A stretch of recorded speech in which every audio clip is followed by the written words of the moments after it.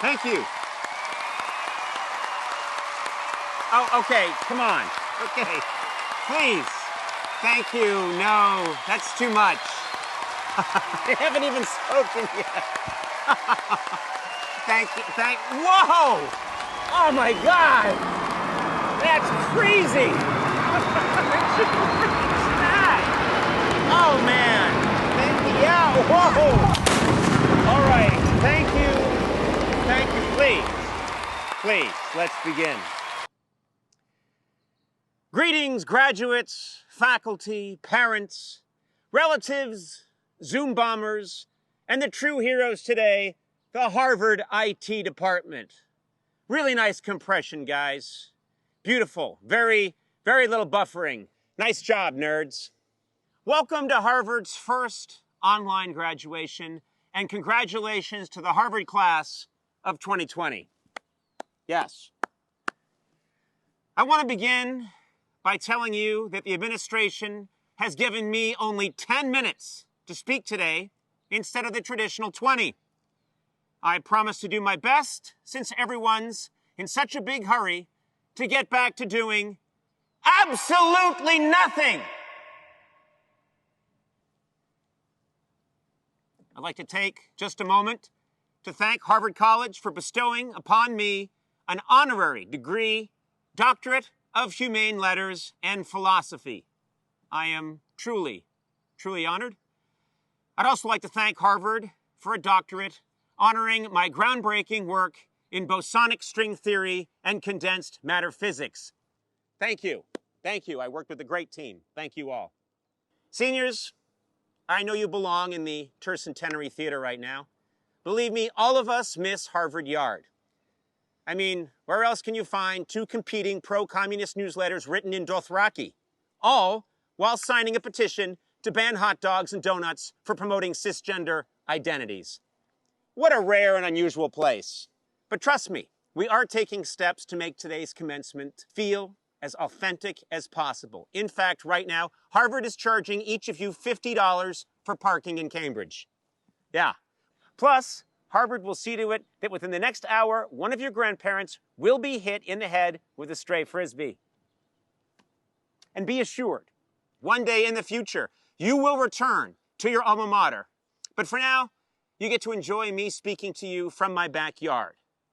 Harvard has been graduating students for nearly 400 years. This is the first one where the commencement speaker is standing on a spot where his dog urinated 7 minutes ago. Right over here, this area. Yes. Yes, this commencement will be very different as you sit here today, or stand, or microwave a burrito, or ride a Peloton, or recline uncomfortably in your childhood bed, or mine Bitcoin, or Google, who is Conan O'Brien. You are witnessing many, many firsts in today's ceremony. For example, normally, graduates would greet and shake hands with their faculty deans, but now that shaking hands is a Class D felony, those faculty members decided instead to give you a virtual butt bump on TikTok. Yeah. And by the way, congratulations to the department heads. You really captured what Cotton Mather was all about. In another first, this year Harvard has discarded traditional grading and switched to a pass-fail system. That's right. As a result, several members of the lacrosse team will graduate. And finally, for the first time, all of you will receive your diplomas by mail. Now, to make sure those diplomas are not stolen from your porch by package thieves, they will be mailed to you in a plain brown wrapper labeled Cornell University Diploma. It's foolproof. No one's touching that thing. Now, I know for all of you, this is not the graduation ceremony you were expecting. Right now, your parents are realizing they spent hundreds of thousands of dollars just to watch you basically graduate from an online university. In fact, this speech is being simulcast right now to the University of Phoenix. Yeah! Ha-ha! Phoenix! Phoenix! Phoenix gets it done, yeah! They get it done in 2 years, not 4! Ah!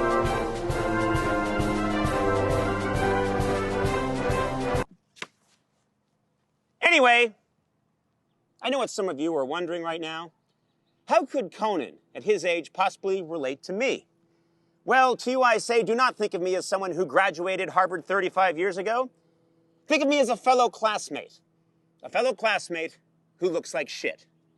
Somehow kind of wrinkled and bloated at the same time. Very hard to do.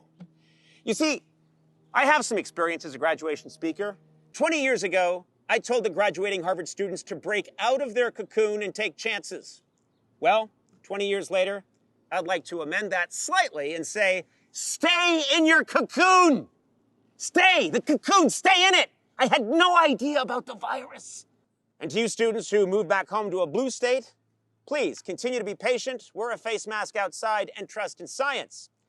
To those of you who moved back home to a red state, I'll see you guys tonight at Applebee's. Get those onion rings. So do not despair this online ceremony, but celebrate it.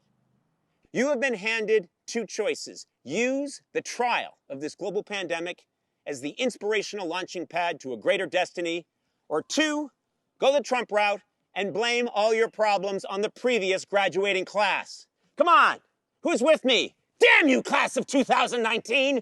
Damn you to hell! If nothing else, just make that a t-shirt. Damn you to hell, 2000. That's a seller.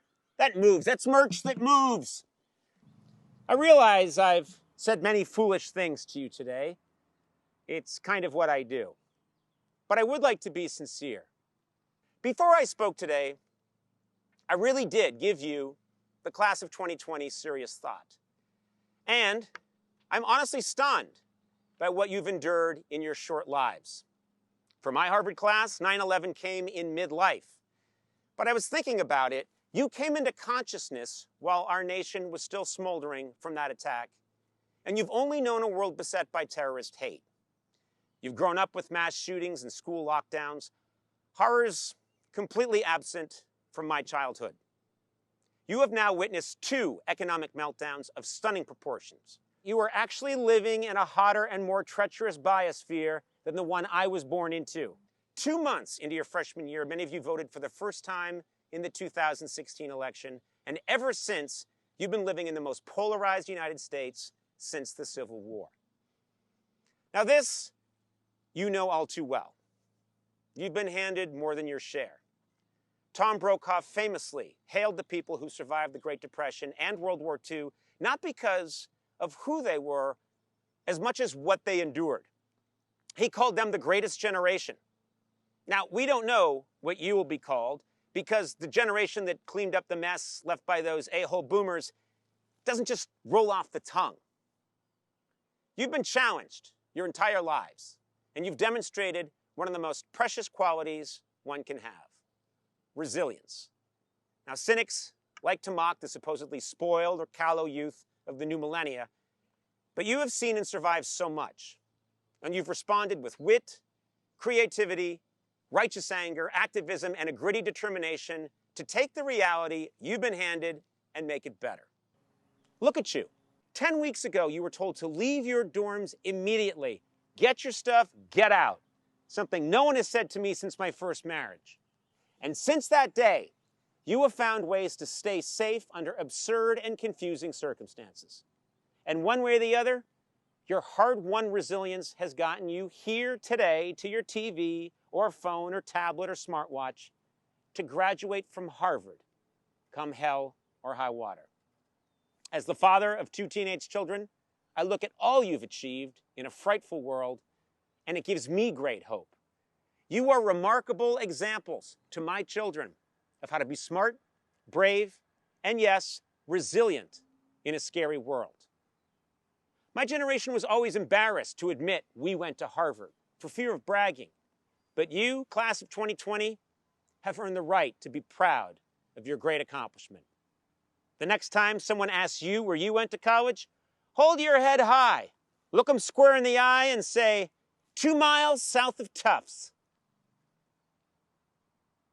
So today is unusual in 2 respects. First, as I've said, this iconic 384-year-old ceremony is online, and we are strangely separate on a day that's supposed to embody community. Second, and more important, Today's unusual because at this commencement, you commence nothing. You and your uniquely tested peers, your generation, commenced long ago, while the rest of us were busy complaining about the Sopranos finale.